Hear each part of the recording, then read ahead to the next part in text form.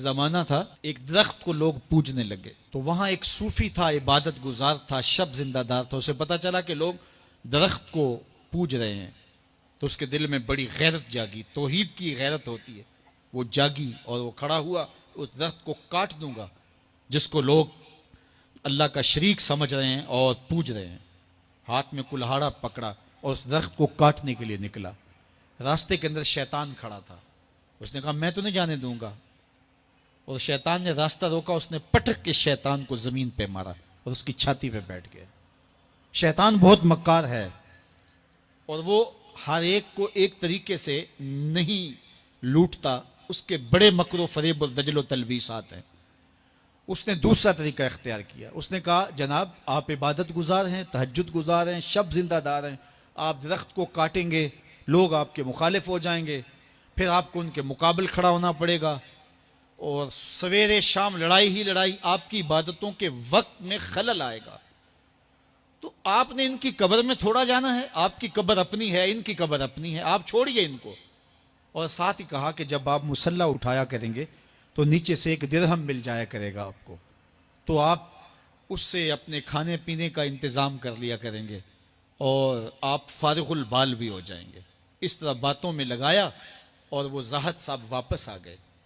نماز پڑھی، مصلی اٹھایا، درہم ملا، بڑے خوش ہوئے اور دلیلیں تراشنے لگے. واقعی مجھے کیا لگی، تمہیں غیر سے کیا، تم اپنی نبیڑو، تم اپنی قبر میں جانا ہے، جائیں وہ بھاڑ میں، مجھے کیا لگے، مجھے ان کے بارے میں کیا پوچھا جانا ہے. نمازیں پڑھتا ہے، ہر نماز کے بعد مصلی اٹھاتا ہے تو 1 درہم ملتا ہے. کافی دن گزر گیا، دل بھی آہستہ آہستہ مردہ ہو گیا. ایک دن مصلی اٹھایا تو کوئی درہم نہیں نکلا. پھر دوبارہ کلہاڑا اٹھایا، اٹھا، رستے میں پھر شیطان کھڑا تھا. کہا کدھر جا رہے ہو؟ کہا درخت کو کاٹنے جا رہا ہوں. شیطان نے کہا میں تو نہیں جانے دوں گا. اس کو تجربہ تھا کہ میں اس کو پٹک کے زمین پہ مارا تھا، یہ میرے سے طاقتور تو ہے ہی نہیں. اس نے پھر گریبان سے پکڑ لیا. شیطان نے پٹک کے زمین پہ مارا اور چھاتی پہ بیٹھ گیا.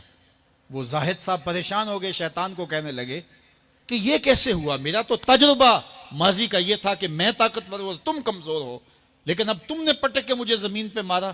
تو کہا صاحب اس دن تم اللہ کی رضا کے لیے جا رہے تھے، آج تم درہم کے لیے جا رہے ہو.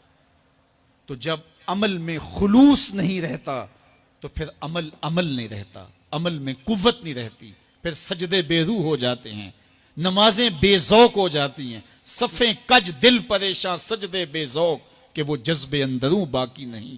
نماز، روزہ، حج، زکوٰۃ سب کچھ ہے باقی مگر تو باقی نہیں. پھر سب کچھ چلتا رہتا ہے لیکن رسم ہوتی ہے. لا یبقى من الاسلام الا اسمہ ولا یبقى من القرآن الا رسمہ. پھر قرآن پڑھا جاتا ہے، رسم ہوتا ہے. قرآن دل کو پھر نہیں بدلتا، اس لیے کہ رسم ادا ہو رہی ہوتی ہے. جب رسم ادا ہو رہی ہو تو پھر قرآن دل کو نہیں بدلتا. جب قرآن کے طور پہ پڑھا جا رہا ہو پھر یہ دلوں میں رنگ اتارتا ہے اور معرفت کا نور دیتا ہے اور دلوں کے زنگ اتارتا ہے.